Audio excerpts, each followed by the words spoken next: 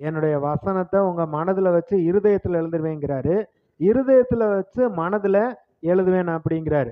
என்ன அப்படின்னா, நம்ம வாய திறந்து கர்த்தருடைய வார்த்தையை அறிக்கையிடுகிற பொழுது, என்னை பலப்படுத்துற கிறிஸ்துவினால எல்லாவற்றையும் செய்ய எனக்கு பலன் உண்டு. நான் கர்த்தரை தேடுறேன். எனக்கு ஒரு நன்மையும் குறைபடாது. நான் கர்த்தரிடத்துல நம்பிக்கையா இருக்கிறேன். அவருடைய கிருபை என்னை சூழ்ந்து கொள்ளும். என் ஜனங்கள் ஒருபோதும் வெட்கப்பட்டு போவதில்லைன்னு சொல்லியிருக்காரு. நான் வெட்கப்பட்டு போவதில்லை. இப்படி நம்ம சொல்றப்ப நம்முடைய வாழ்க்கையில வந்து தீர்க்காயுசும் சமாதானமும் நமக்கு வந்து உண்டாயிருக்கும். அடுத்து நீதிமொழிகள் 8வது அதிகாரத்துல 12வது வசனம் பாருங்க. ஞானமாகிய நான் விவேகத்தோடு வாசம் பண்ணி நல்யுக்தியான அறிவுகளை கண்டடைகிறேன். அதை வந்து இன்னைக்கு சொல்றாங்கல்ல, விவேகம் இல்லைங்க. அவங்களுக்கு வந்து அதை செய்யறதுக்கு சரியான அறிவு இல்லை, விவேகம் இல்லை, புத்தி இல்லை, அப்படியெல்லாம் நம்ம வந்து சொல்றோம். இன்றைக்கு பிசாசை மேற்கொள்ள, அவனுடைய தந்திரங்களை மேற்கொள்ள நமக்கு வந்து தெய்வீக ஞானம் இருக்கணும், விவேகம் இருக்க வேண்டும்.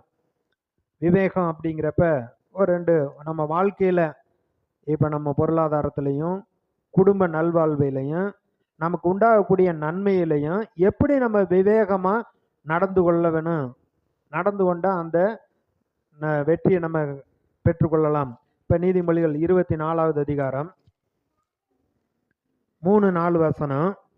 வீடு ஞானத்தினாலே கட்டப்பட்டு விவேகத்தினாலே நிலைநிறுத்தப்படும். அறிவினாலே அறைகளில் அருமையும் இனிமையுமான சகலவித பொருட்களும் நிறைந்திருக்கும். அப்ப வார்த்தையை கேட்டு அவைகளின்படி செய்கிறவன் எவனோ கண்மலையின் மேல் தன் வீட்டை கட்டியுள்ள புத்தியுள்ள மனுஷனுக்கு ஒப்பிடுவேன் என்று சொல்லுகிறார். என் வார்த்தையை கேட்டு அதன்படி செய்யாதவன் எவனோ மணலின் மேல் தன் வீட்டை கட்டின புத்தி இல்லாத மனுஷனுக்கு ஒப்பிடப்படுவான். பெருமழை வந்து பெருவெள்ளம் வந்து காற்று அடித்து அந்த வீட்டின் மேல் மோதி அது அழிந்து போனது.